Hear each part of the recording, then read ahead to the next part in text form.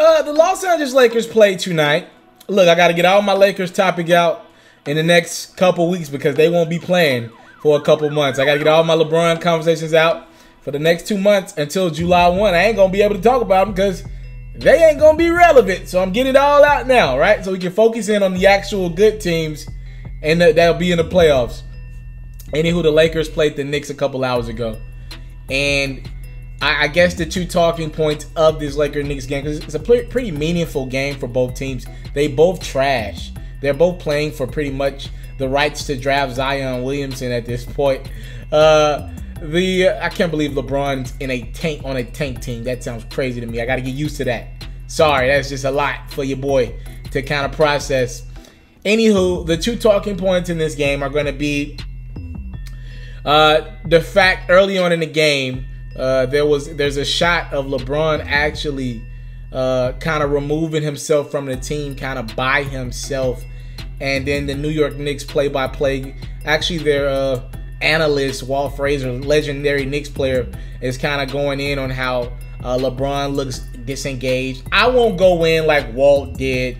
I just think we're overanalyzing everything regarding to LeBron James at this point, because he's on a bad team and he's clickbait and the storylines are pretty much, the media is lazy, right? And it's just easy to always talk about LeBron instead of create other storylines about great things going on in his NBA. I'm fine with that. I'm fine with the media being lazy. I'm fine with people criticizing LeBron. If we're going to put him in that best ever category conversation, I get it. He gets criticized much more than most other talents do. Kevin Durant's missed the last 2 games. The Warriors ain't missed a beat. You don't hear anybody coming out saying, are the Warriors better without Kevin Durant? LeBron sits a couple seats away from his bench, and he usually sits to that spot, and all this criticism and critique is coming his way. I get it. The optics of it don't look great.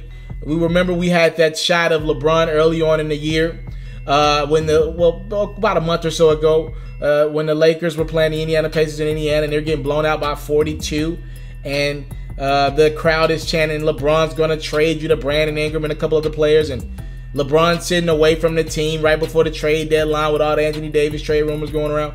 The optics of LeBron sitting on the bench as a game's going on away from these young guys, it don't look great. I'll say that. Like I said, I'm not going to be overcritical of it, but I do believe LeBron's entered his Hollywood stage. And I'm not sure if he ever gets back in the winning mode. That's all I'm saying. I'm not mad at LeBron for what he did, or sitting by himself at the end of the bench, or he was talking to teammates for what I saw. I just know there are other great players that wouldn't do that, and especially with their team not playing great basketball out of the playoffs. I just know other great players around the league wouldn't do that.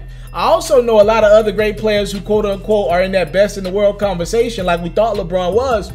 They wouldn't be losing to that badass New York Knicks team like a Harden, a Giannis. I don't care what they got around them. LeBron got Kyle Kuzma, Rondo, and JaVale McGee healthy, and Andre Ingram. You should be able to beat the New York Knicks in Madison Square Garden. Period. Now, let's fast forward here to the end of this game. LeBron's got the basketball. The Lakers are down a point, and he could win this game in the Garden. Make one of those magical moments. It's been a bad season, but he could add one of those plays to his highlight reel. And as you see, he got blocked at the rim by Mario Hezonja to lose a game, Bron? Listen to me.